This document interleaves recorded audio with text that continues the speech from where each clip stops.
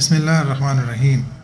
ابو رزین عقیلی سے روایت ہے، کہتے ہیں کہ میں نے ایک دن رسول اللہ صلی اللہ علیہ وسلم سے عرض کیا، یا رسول اللہ، کیا قیامت میں ہم میں سے ہر ایک اپنے رب کو اکیلا بغیر بھیڑ بھاڑ اور کشمکش کے دیکھ سکے گا؟ آپ نے فرمایا، ہاں دیکھ سکے گا۔ میں نے عرض کیا، اور کیا اس کی کوئی نشانی اور مثال ہماری اس دنیا میں بھی ہے؟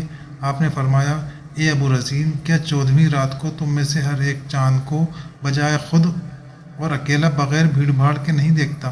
میں نے عرض کیا کہ ہاں، بے شک چاند کو تو ہم سب ہی اس طرح دیکھتے ہیں۔ آپ نے فرمایا کہ وہ تو اللہ کی مخلوق ہے، اور اللہ تو بڑی جلالت والا اور نہایت ہی عظمت والا ہے، پھر اس کے لیے کیا چیز مشکل ہے؟